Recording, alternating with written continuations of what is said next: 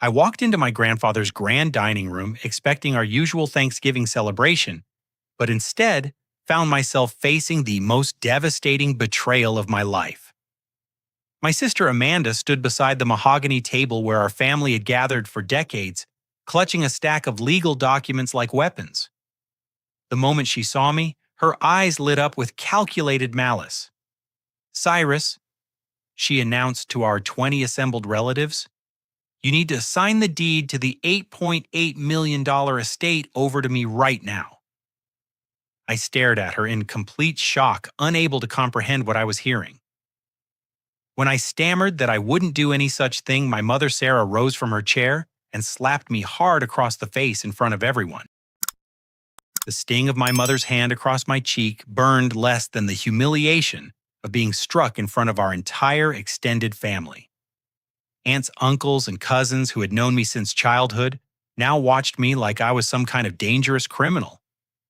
The dining room that had always felt warm and welcoming suddenly seemed cold and hostile. Amanda's voice cut through the stunned silence with surgical precision. "Mother has finally realized what I've been trying to tell her for months," she said, waving the documents with theatrical flair. "Cyrus is mentally unstable and completely unfit to manage grandfather's estate." She pulled out what appeared to be medical reports and spread them across the polished table surface.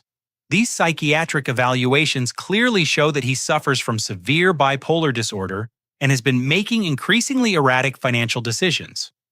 My jaw dropped as I stared at papers that supposedly contained my medical information. I had never seen a psychiatrist in my life, yet here were documents claiming I had been diagnosed with multiple mental health conditions over the past several months. The letterhead looked official, complete with doctor signatures and clinic stamps. My mother's tear-stained face crumpled with what appeared to be genuine anguish. "I'm so sorry, sweetheart," she whispered, reaching toward me with trembling fingers. "But Amanda is right. You've been acting so strange lately, forgetting conversations, making wild statements about money. I can't risk you destroying everything your grandfather worked so hard to build." Uncle Robert, my father's younger brother, shifted uncomfortably in his chair. His weathered hands gripped his coffee cup so tightly I thought it might shatter. He caught my eye for just a moment and gave an almost imperceptible shake of his head before looking away. Something about his expression suggested he knew more than he was saying. "The medical evidence is overwhelming." Amanda continued, her voice gaining strength as she sensed the family's growing acceptance of her narrative. "Dr. Harrison at the Riverside Psychiatric Center has been treating Cyrus for 8 months now. His condition has deteriorated significantly, and he's been talking about using the inheritance money for increasingly bizarre investment schemes." I felt like I was living in a nightmare. "Amanda, what are you talking about? I've never been to any psychiatric center. I don't even know a Dr. Harrison. These documents are completely fabricated." Aunt Patricia, my mother's sister, stood up from her place near the fireplace. Her normally gentle demeanor had been replaced by something harder and more suspicious. "Cyrus, honey, denial is a classic symptom of your condition. The family has to protect itself from your poor judgment. Amanda has shown us bank records proving that you've already tried to access the estate funds inappropriately." More papers appeared on the table, these showing what looked like attempted wire transfers and suspicious financial activity linked to accounts bearing my name. The documentation appeared legitimate, complete with bank logos and official stamps. I recognized my signature on several forms, though I had no memory of signing any of them. The family lawyer, Benjamin Walsh, sat quietly in the corner, observing everything with an unreadable expression. He was a thin man in his 50s with silver hair and sharp blue eyes that seemed to miss nothing. I had expected him to defend my interests as the estate's primary beneficiary, but instead, he remained silent, occasionally taking notes in a leather portfolio. My younger cousin Jake, who was barely 21, had his phone out and was recording everything. "This is just for family documentation," he explained when I noticed the camera pointed in my direction. Amanda suggested we should keep records of tonight's proceedings for legal purposes. The suggestion that my own family was building a case against me sent chills down my spine. These weren't strangers trying to steal from me. These were people who had celebrated my birthdays, attended my graduation, and supported me through difficult times. Now they were treating me like I was mentally incompetent and dangerous. Amanda sensed the momentum shifting in her favor and pressed her advantage. If Cyrus refuses to sign these papers voluntarily, I'm prepared to have him committed for psychiatric evaluation. Dr. Harrison has already signed the necessary forms for an involuntary commitment. We can have him taken to a secure facility tonight if necessary. The threat hit me like a physical blow. My sister was talking about having me locked up in a mental institution based on falsified medical reports. The casual way she discussed destroying my freedom made me realize how thoroughly she had planned this assault on my life. Several relatives who had initially looked uncomfortable with the confrontation now nodded in agreement with Amanda's position. The fake medical evidence was convincing, and my protests were beginning to sound exactly like the denial that Aunt Patricia had described as a symptom of mental illness. Uncle Robert finally spoke up, his voice barely above a whisper. Maybe we should slow down a bit. This is all happening very fast, and Cyrus deserves a chance to respond to these allegations properly. Amanda's eyes flashed with anger at the first sign of resistance to her plan. Uncle Robert, with all due respect, Cyrus has had months to get help for his condition.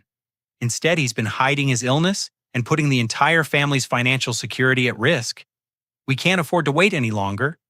She turned to address the entire room with the confidence of someone who knew she held all the cards. I've consulted with legal experts about the best way to handle this situation. If Cyrus doesn't sign these transfer documents by midnight tonight, I'll have no choice but to initiate emergency proceedings to have him declared mentally incompetent. The court will appoint a guardian to manage the estate, and that process could take years and cost hundreds of thousands in legal fees. The deadline felt like a sword hanging over my head. I was trapped in a corner with no allies and no clear way to prove my innocence. The evidence against me looked convincing, and my family clearly believed Amanda's version of events. Even my own mother had turned against me based on whatever lies my sister had been feeding her for months. Benjamin Walsh closed his portfolio and looked directly at Amanda for the first time all evening. His expression was completely neutral, but something about the intensity of his gaze made me wonder what he was really thinking about this whole situation. I needed space to think clearly, so I excused myself from the dining room and retreated to my grandfather's study. The familiar smell of old leather and pipe tobacco usually brought me comfort, but tonight it only reminded me of everything I was about to lose. The walls were lined with books my grandfather had collected over 70 years, and his massive oak desk still held the fountain pen he'd used to sign important documents. As I sat in his worn leather chair trying to process the nightmare unfolding around me, I noticed something I had never seen before. Behind a section of the bookshelf dedicated to American history, there was a gap between two volumes that revealed what looked like a hidden safe built into the wall. My grandfather had been meticulous about security, but he'd never mentioned any concealed compartments in his study. The safe's combination lock appeared to be an old mechanical model with numbers worn smooth from decades of use. On a desperate impulse, I tried my grandfather's birthday. Nothing. I tried my grandmother's birthday, still nothing. Then I remembered something he'd told me years ago about the importance of family history. I entered the year our family had first arrived in America, and the heavy door clicked open. Inside the cramped compartment, I found a manila envelope marked with my name in my grandfather's distinctive handwriting. The envelope contained a letter dated exactly 1 week before his death, along with several other documents that would change everything I thought I knew about my family. The letter began with words that made my hands tremble. My dear Cyrus, if you are reading this, then Amanda has begun her final assault on our family's integrity, just as I predicted she would. My grandfather's careful script continued. I have known about your sister's true nature for many years, but I lacked sufficient proof to act until recently. 3 months ago, I hired a private investigator named Marcus Chen to document her activities. What he discovered will shock you, but it will also give you the weapons you need to protect yourself and our family from her manipulations. The next document was a comprehensive investigative report that detailed Amanda's involvement in our father's business collapse 5 years earlier. According to the private investigator's findings, Amanda had systematically sabotaged Dad's construction company by leaking confidential bid information to competing contractors. She had access to his files through her job as his administrative assistant, and she used that access to ensure that he lost every major contract for 8 months. The financial records were devastating. Amanda had secretly taken out loans against the business, using forged documents and her access to Dad's accounts. When those loans went into default, they triggered a cascade of financial problems that ultimately destroyed the company Dad had spent 20 years building. The investigator had documented phone calls between Amanda and representatives from rival construction firms. Transcripts showed her providing detailed information about Dad's pricing strategies, material costs, and project timelines. In exchange, she received cash payments that she deposited into secret accounts under fake names. The most heartbreaking discovery was the connection between Amanda's sabotage and our father's fatal heart attack. The stress of losing his business, combined with the shame of bankruptcy and the impact on our family's reputation, had literally killed him. Amanda hadn't just stolen money, she had murdered our father through calculated psychological torture. But the investigative report revealed even more disturbing information. Amanda had been embezzling money from our grandmother's nursing home fund for over 2 years. While claiming she couldn't afford to contribute to Grandma's care, she had actually been skimming money from the account and spending it on luxury vacations, expensive clothes, and a secret apartment in downtown Hartford. Photographs in the file showed Amanda at exclusive restaurants wearing designer jewelry and driving a BMW that she had supposedly leased with money she'd borrowed from friends. The contrast between her claimed poverty and her actual lifestyle was stark and undeniable. My grandfather's letter continued. The psychiatric reports she has shown your mother are completely fabricated. Dr. Harrison is a corrupt physician who has been paid to create false medical records for Amanda's schemes. She has used similar tactics against other wealthy families in Connecticut and Massachusetts. The final page of the letter contained a warning that made my blood run cold. Amanda plans to gain control of the estate and then sell it immediately. She has already been in contact with real estate developers who want to tear down our family home and build luxury condominiums. She intends to take the money and disappear possibly to another country where she cannot be extradited for her crimes. As I absorbed this information, I could hear voices escalating downstairs. Amanda was growing more aggressive with relatives who showed any sympathy for my situation. Through the study's partially open door, I caught fragments of her increasingly shrill demands for immediate compliance. I heard her threatening Uncle Robert. If you don't support the family's decision about Cyrus, you might find yourself cut off from any future financial assistance when the estate is settled. Aunt Patricia's voice wavered as she replied, Amanda, dear, I just think we should give him more time to understand what's happening. Time is exactly what we don't have, Amanda snapped back.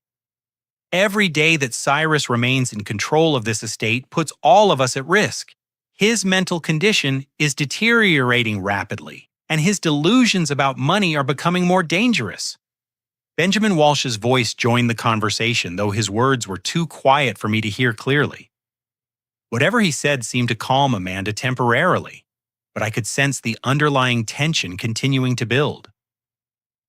Looking through the study window, I saw several cars I didn't recognize parked along the circular driveway. Amanda had apparently invited people to tonight's gathering who weren't actually family members. The presence of strangers made the situation feel even more orchestrated and threatening. The investigative report included one final piece of information that explained everything Amanda had been planning this inheritance seizure for over a year. She had researched legal precedents for challenging wills based on mental incompetence claims, and she had systematically built false evidence to support her case. The depth of her planning was terrifying. She had created fake medical records, forged financial documents, and manipulated our mother's emotions with surgical precision. This wasn't a spontaneous attempt to steal money. It was a carefully orchestrated campaign to destroy my life and steal our family's legacy. As I finished reading the last document, I realized that my grandfather had given me proof of Amanda's crimes. But I still had no idea how to use that proof to stop her. Everyone downstairs believed her lies, and my protests would sound exactly like the mental illness symptoms she had described. The clock on the study wall showed that I had less than 4 hours until Amanda's midnight deadline. I needed allies, but everyone I trusted had already been turned against me by her manipulation and false evidence. I knew I had to confront Benjamin Walsh directly about what I'd discovered. Something about his behavior during Amanda's presentation had seemed off, and I needed to understand whose side he was really on. I found him alone in the library, supposedly reviewing legal documents, but his attention seemed focused elsewhere. "Mr. Walsh," I said quietly, closing the library door behind me. "I need to ask you some very direct questions about what's happening here tonight." He looked up from his papers with those sharp blue eyes and studied my face for a long moment. "I was wondering when you would seek me out, Cyrus. Please sit down. We have much to discuss." His tone was different from what I'd heard during Amanda's presentation. There was no condescension or concern about my supposed mental health. Instead, he spoke to me like an equal, which was the first normal interaction I'd had all evening. "Before we begin," he continued, "I need to tell you something that will change your understanding of everything that's happened tonight. My name is Benjamin Walsh, but I'm not your family's lawyer. I'm a special agent with the Federal Bureau of Investigation Financial Crimes Division." The words hit me like a lightning bolt. I stared at him in complete shock, unable to process what he'd just revealed. "You're FBI, but you've been our family lawyer for months. You handled my grandfather's funeral arrangements." Agent Walsh reached into his jacket and produced official federal identification credentials. "Your real family lawyer, Thomas Morrison, died in a car accident 3 months ago. The circumstances of his death raised red flags in our fraud investigation unit. Mr. Morrison had been asking questions about suspicious banking activity related to your family's accounts.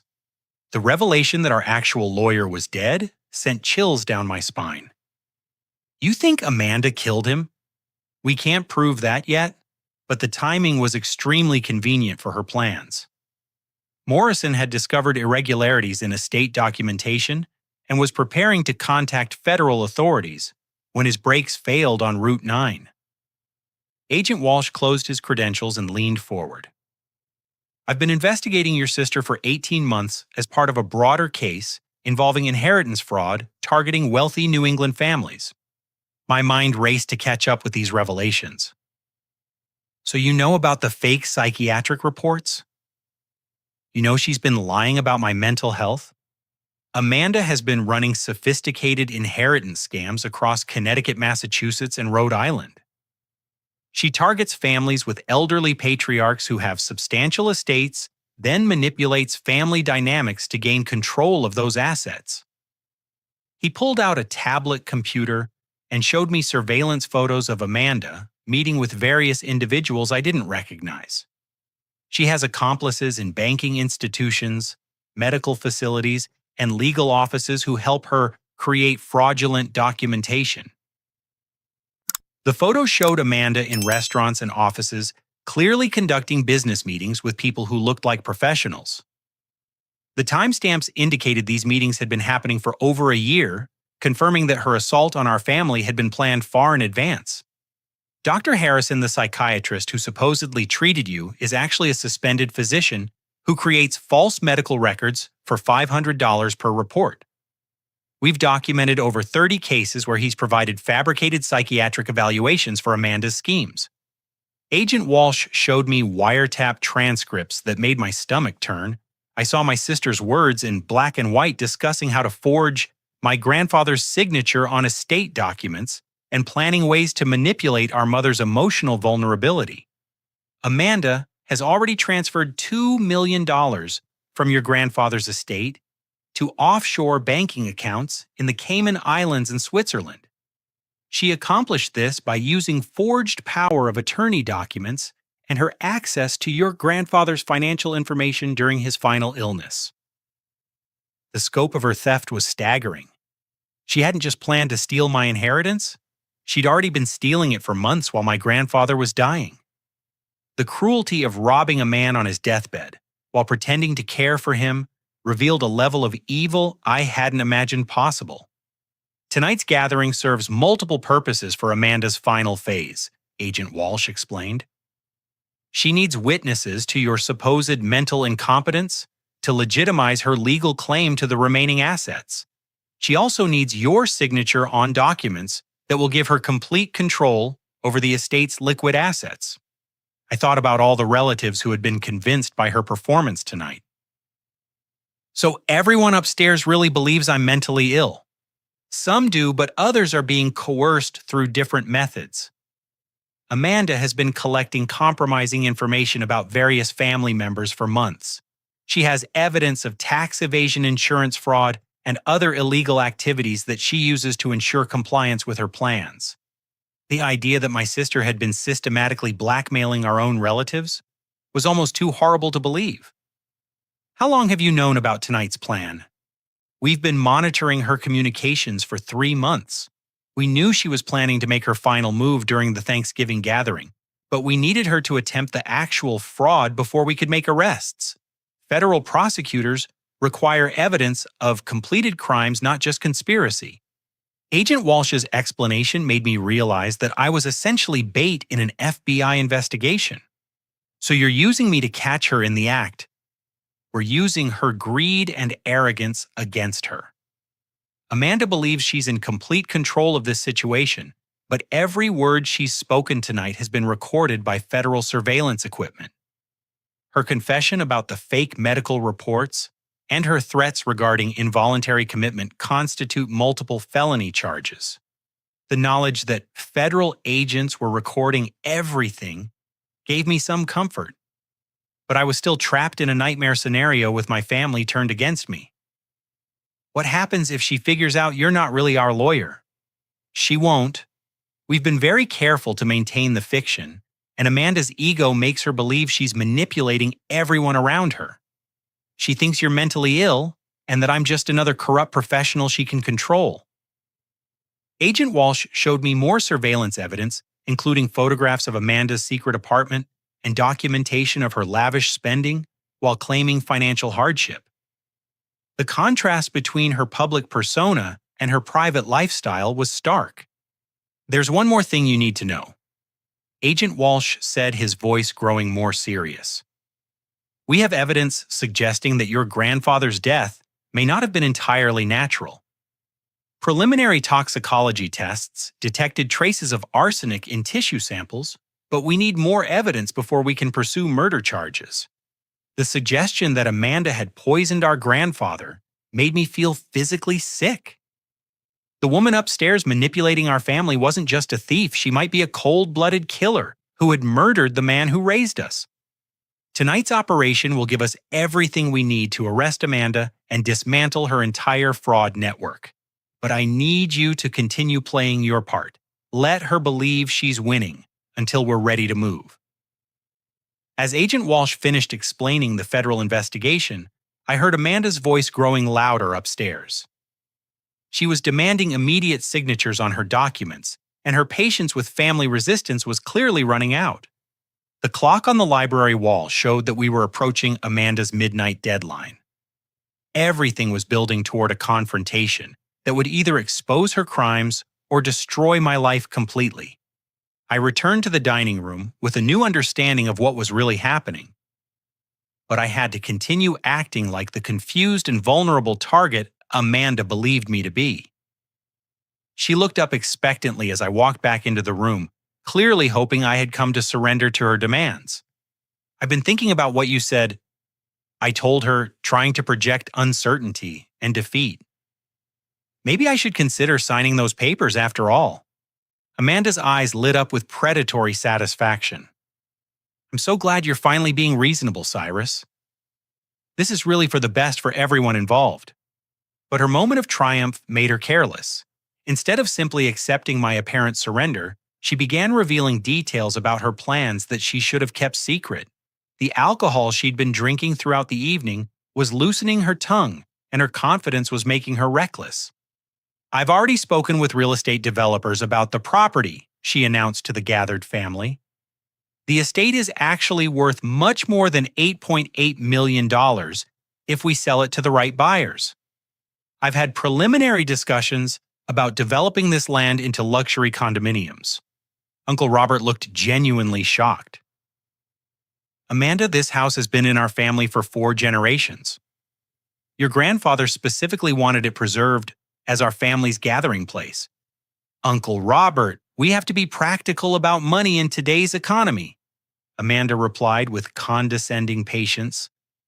"Maintaining this property costs over $200,000 per year in taxes, insurance, and upkeep. It makes much more financial sense to liquidate the asset and invest the proceeds more wisely." She pulled out her tablet computer and began showing relatives architectural plans and financial projections that she had apparently commissioned months earlier. The documents showed the family estate bulldozed and replaced with 24 luxury units with projected profits exceeding $15 million. "I've also had the estate appraised by independent professionals." Amanda continued producing more documents. "These appraisals show the property is worth only $4 million as a single-family residence, but up to $18 million as a development opportunity." Aunt Patricia frowned as she examined the appraisal documents. "These numbers seem much lower than what your grandfather always told us the estate was worth." "Grandfather's financial understanding wasn't always accurate in his final years," Amanda replied smoothly. "The appraisers I hired are certified professionals who specialize in Connecticut real estate markets. I noticed that the appraisal documents were dated only 2 weeks ago, which meant Amanda had been planning to sell the property long before tonight's supposed emergency regarding my mental health." She was revealing that her entire story about protecting the family's interests was a lie. But Amanda's overconfidence led her to an even more damaging revelation. She opened a different folder on her tablet and began showing the family what appeared to be personal information about each of them. "Before we finalize tonight's decisions, I think everyone should understand the complete financial picture our family is facing," she said with a smile that made my blood run cold. "I've been conducting research to ensure that everyone's interests are properly protected." She turned the tablet toward Uncle Robert. "For example, I've discovered that Uncle Robert has been underreporting his construction business income to the IRS for several years. The tax liability could be quite substantial if the federal government decided to audit his returns." Uncle Robert's face went white. "Amanda, how did you get information about my business taxes?" "I have friends who work in various professional capacities," she replied vaguely. "Aunt Patricia, I've also learned some interesting things about your insurance claims following your house fire 2 years ago." Aunt Patricia began to look genuinely frightened. "What are you talking about?" Amanda showed her more documents on the tablet screen. "The insurance investigators missed some important details about the fire's origin. It would be unfortunate if someone brought those details to their attention now that the claim has been settled." I watched in horror as Amanda systematically revealed that she had damaging information about nearly everyone in the room. She had evidence of Cousin Jake's marijuana dealing operation at his college, documentation of my mother's tax-free gifts that exceeded federal reporting requirements, and photographs showing various relatives in compromising situations. "I want everyone to understand that I'm not threatening anyone," Amanda said with false sweetness. "I'm simply trying to ensure that our family makes decisions that protect everyone's interests." Sometimes that means keeping certain information private within our family circle. The relatives who had initially supported her claims against me now looked terrified, as they realized she had been collecting blackmail material against all of them. The woman they thought was trying to protect the family was actually holding everyone hostage with their personal secrets. But Amanda's most shocking revelation came when she showed them video footage on her tablet. I've also installed security cameras throughout this house to protect against theft and vandalism. Those cameras have recorded some very interesting conversations over the past several months. She played clips of relatives making private comments about family finances, personal relationships, and business dealings that they clearly never intended to share with others. Amanda had been secretly recording everyone for months, building an arsenal of blackmail material to use exactly as she was using it tonight. Jake, your parents might be interested to know about your plans to drop out of college and move to California with your girlfriend. Patricia, your husband doesn't know about your gambling debts from the casino trips to Foxwoods, does he? Each revelation hit its target like a precision strike. Amanda had studied everyone's vulnerabilities and collected exactly the information she needed to control their behavior. She wasn't just stealing money, she was destroying the family's trust in each other. My mother sat in stunned silence as she realized how thoroughly Amanda had manipulated not just her emotions, but everyone's secrets and fears. The daughter she thought was protecting the family was actually holding everyone prisoner with their own private information. "I need signatures on these transfer documents tonight," Amanda declared, returning to her original demand. Anyone who chooses not to support this decision might find that their personal information becomes less private than they would prefer. The room filled with a terrible silence as everyone processed what Amanda was really telling them. She had turned their family gathering into a hostage situation where compliance was ensured through blackmail and intimidation. Agent Walsh sat quietly observing Amanda's confession to multiple federal crimes, including extortion, blackmail, invasion of privacy, and conspiracy. Every word she spoke was being recorded by federal surveillance equipment, giving prosecutors everything they needed for a comprehensive criminal case. But Amanda wasn't finished. She looked directly at me with cold calculation. "Cyrus, you have exactly 30 minutes to sign these papers before I contact Dr. Harrison about emergency psychiatric commitment proceedings. After midnight, your cooperation becomes irrelevant because you'll be in a secure facility undergoing treatment for your mental health crisis." The countdown to midnight felt like a bomb timer ticking toward an explosion that would destroy everything I cared about. Amanda had cornered not just me, but our entire family, using their secrets and fears as weapons to ensure their silence and compliance. The trap was set, but I still didn't know when or how Agent Walsh planned to spring it. All I could do was continue playing my role and hope that federal justice would arrive before Amanda's deadline destroyed my life forever. I looked around the room at my family members' frightened faces and realized that this was the moment everything had been building toward. Amanda thought she held all the cards, but she had no idea that her entire scheme was built on a foundation that had already crumbled. Standing up slowly, I addressed the room with a calm confidence that surprised even me. "Amanda, before I sign anything, I think our family deserves to know the complete truth about what's been happening here." She looked annoyed, but not particularly concerned. "Cyrus, we don't have time for more of your confused rambling. You need to focus on the reality of your situation. The reality is that everything you've told our family tonight is based on a fundamental misunderstanding," I said, pulling out the documents I had found in my grandfather's safe. "You see, our grandfather anticipated exactly what you would try to do, and he took legal action to protect all of us from your schemes." Amanda's confident expression wavered slightly. "What are you talking about?" I held up the official trust documentation that my grandfather had filed with both federal and state authorities months before his death.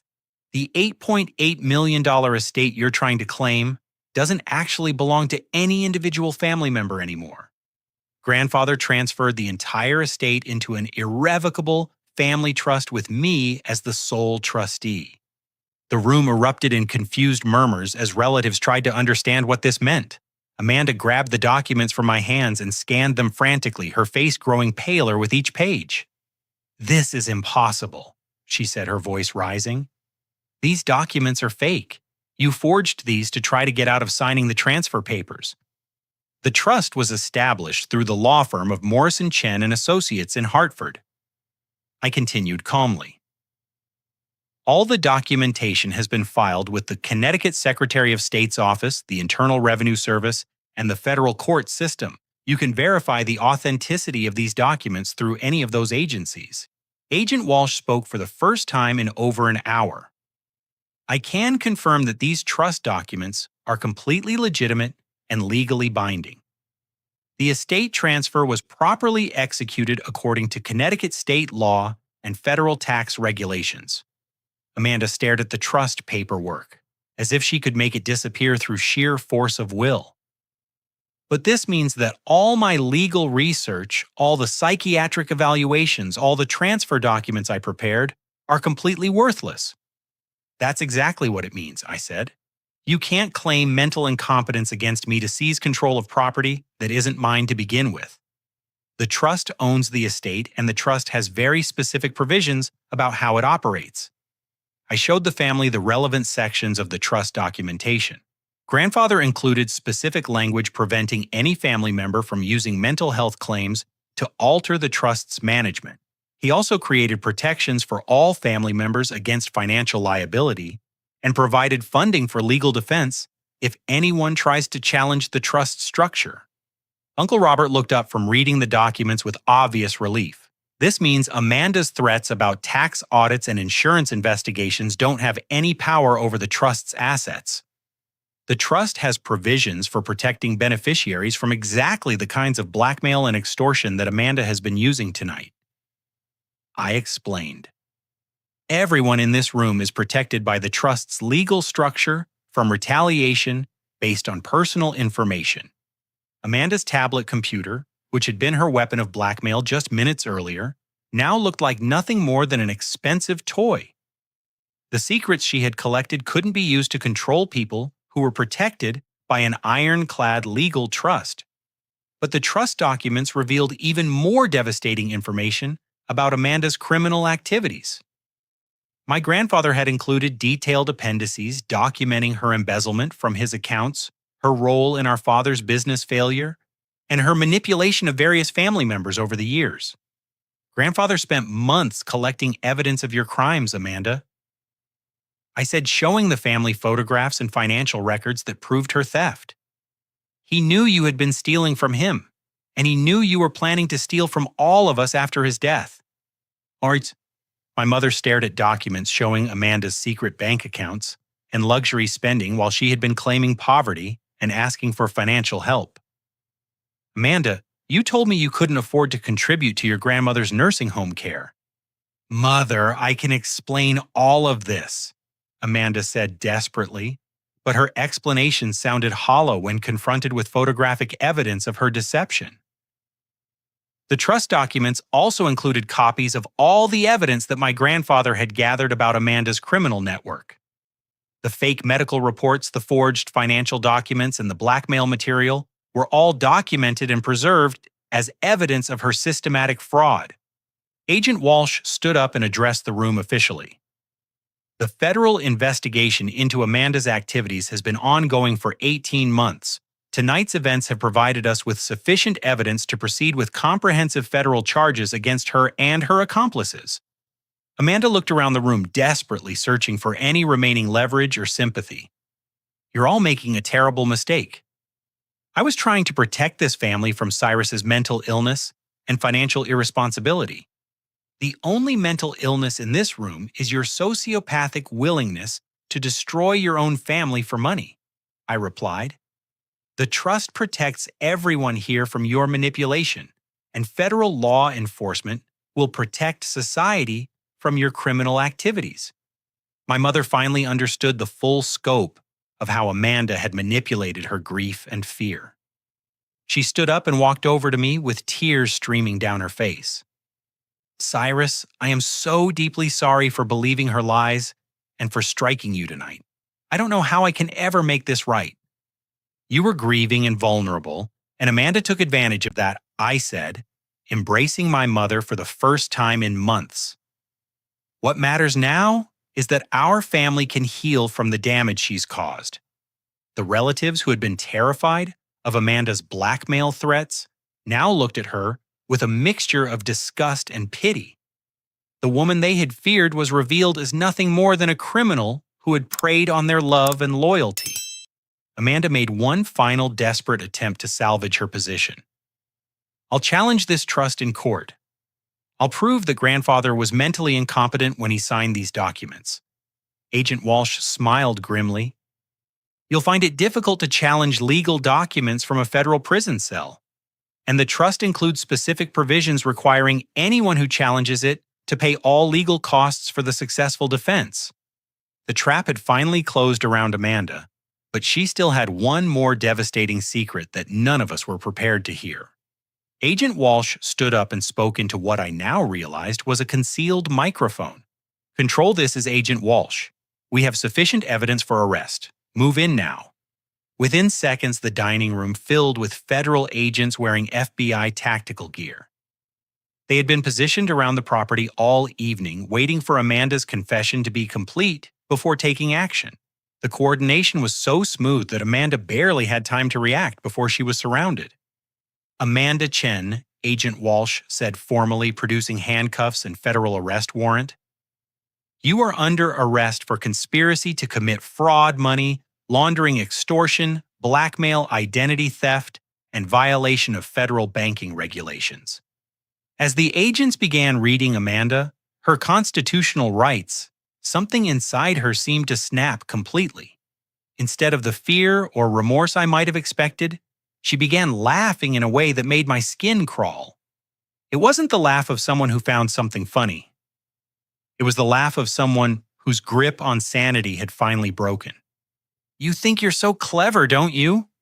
She said, looking directly at me with eyes that seemed to burn with hatred. You think you've won something important here tonight? Agent Walsh tried to continue with the arrest procedure, but Amanda kept talking with manic energy. Before you take me away, let me give this family one final gift. Let me tell you about dear sweet grandfather's last few weeks of life. A chill ran down my spine as I realized what she was about to reveal. Agent Walsh had mentioned suspicions about my grandfather's death, but I hadn't wanted to believe that Amanda could be capable of actual murder. Grandfather didn't die peacefully in his sleep, like everyone thinks, Amanda announced with horrifying satisfaction. He died because I wanted him to die, and I made sure it happened exactly when I needed it to happen. My mother gasped and sank back into her chair. The federal agent stopped moving and focused intently on Amanda's spontaneous confession to what was clearly going to be murder.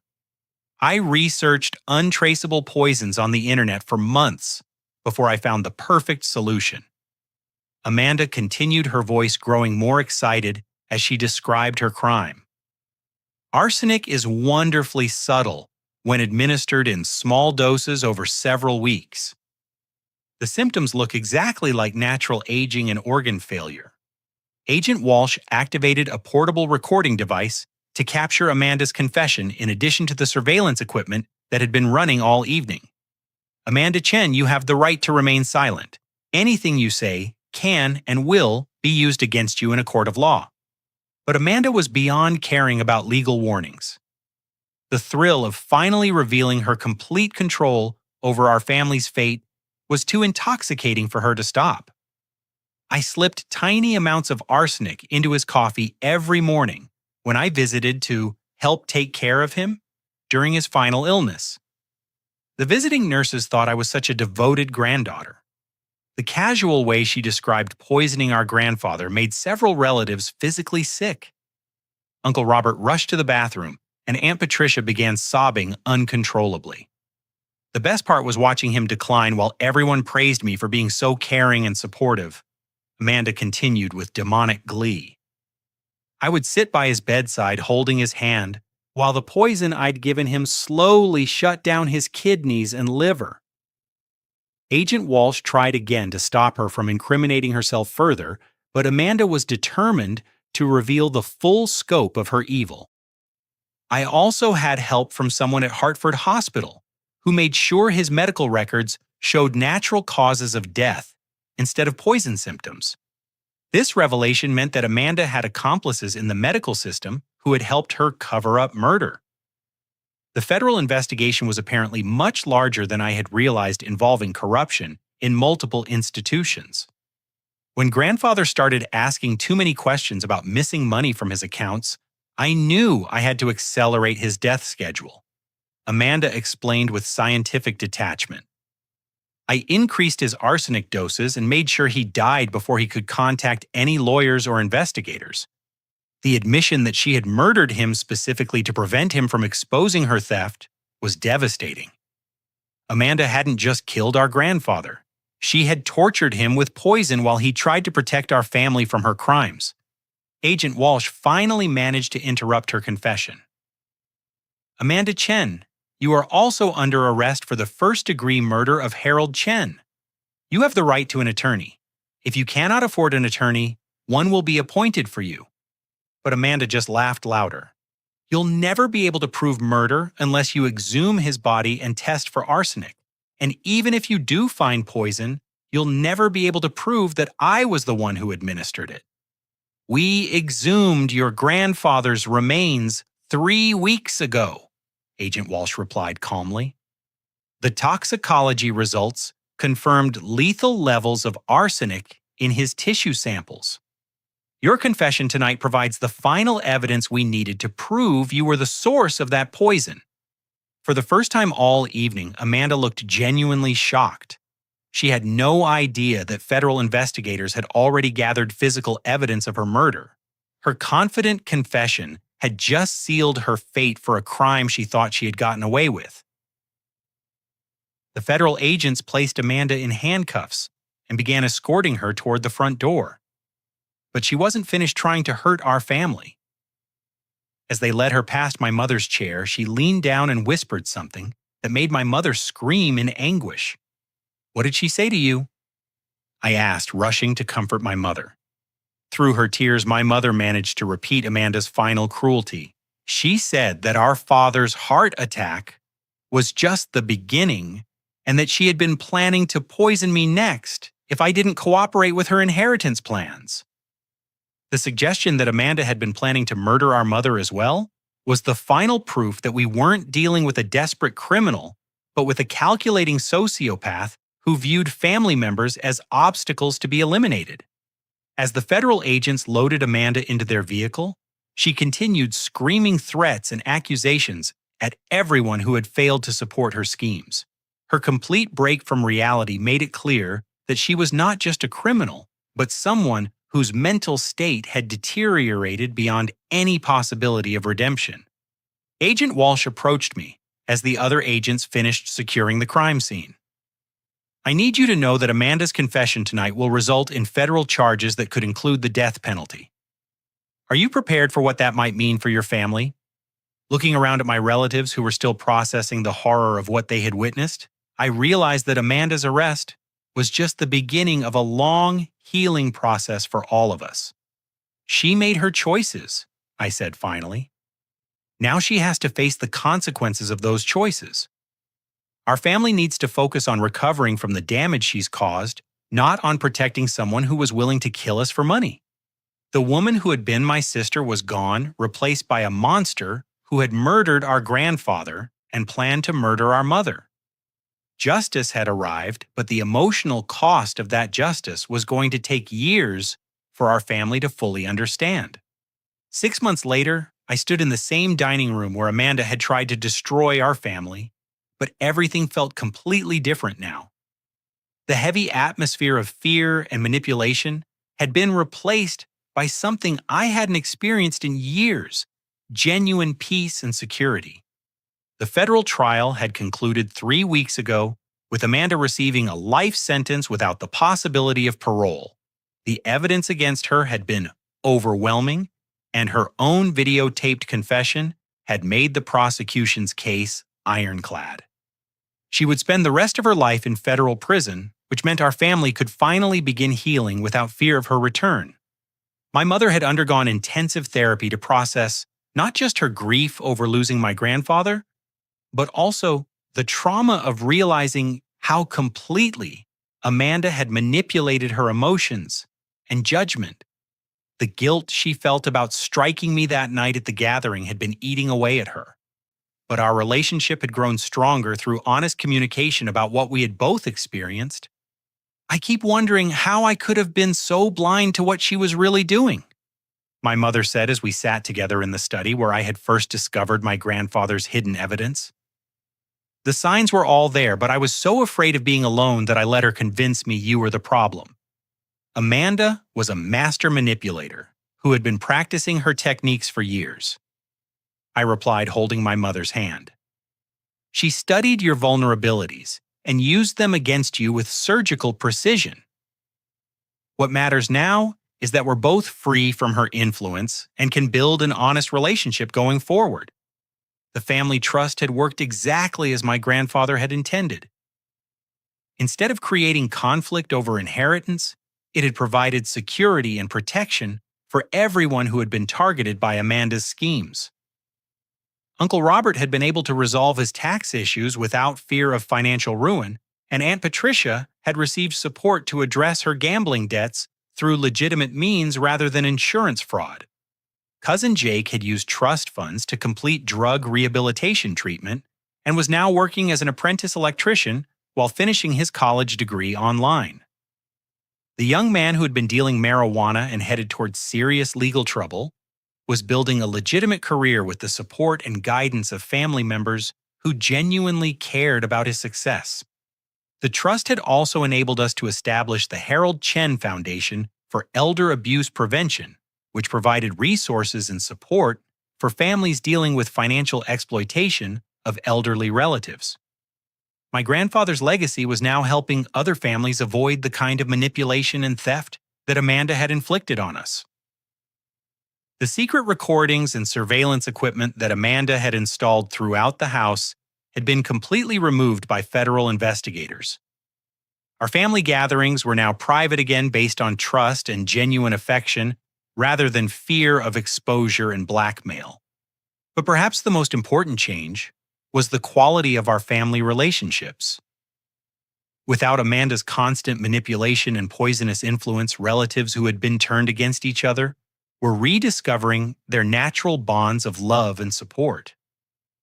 Uncle Robert and I had developed a close working relationship, managing the trust's charitable activities, and Aunt Patricia had become one of my mother's closest emotional supporters.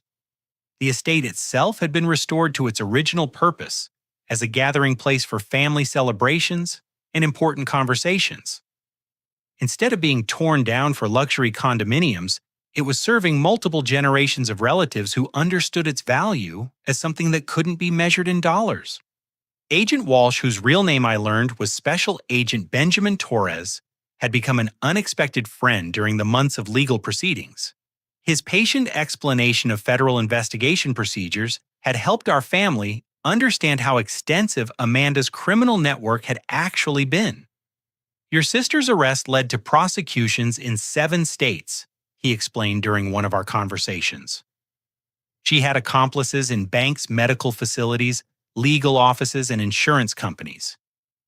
The federal task force shut down an entire network of inheritance fraud operations that had been stealing from families throughout New England. The knowledge that Amanda's crimes had extended far beyond our family was both horrifying and somewhat comforting.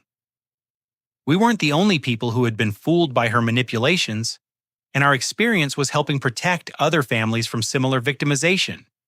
Dr. Harrison, the corrupt physician who had created fake psychiatric reports, was sentenced to 10 years in federal prison and permanently lost his medical license. The fake medical clinic where Amanda had supposedly been treating me was shut down, and several other doctors involved in the fraud network were prosecuted for their roles in creating false medical records. The real estate developers who had been planning to purchase our family estate for luxury development were investigated for their connections to Amanda's schemes. While they weren't charged with criminal activity, their business practices came under federal scrutiny that eventually led to revelations about other questionable development projects. My mother and I had established new traditions for family gatherings that emphasized honest communication and mutual support. Instead of formal dinners, where people felt pressure to present perfect facades, we organized casual activities where relatives could share their genuine thoughts and concerns without fear of judgment or manipulation. I've learned that family isn't just about blood relationships. My mother reflected during our most recent gathering. It's about people who choose to support each other through difficult times and celebrate each other's successes without hidden agendas. The trust structure had given me significant responsibility for managing family resources, but it had also provided clear guidelines about how those resources should be used for everyone's benefit. Instead of creating resentment about unequal inheritance, the trust had become a source of security and opportunity for the entire extended family. As I looked around the dining room where Amanda had tried to destroy everything our grandfather had built, I felt profound gratitude for his wisdom and foresight.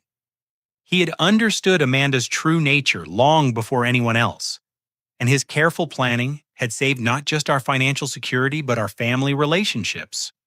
The most important lesson I had learned through this entire ordeal was that genuine strength comes from protecting others rather than exploiting them.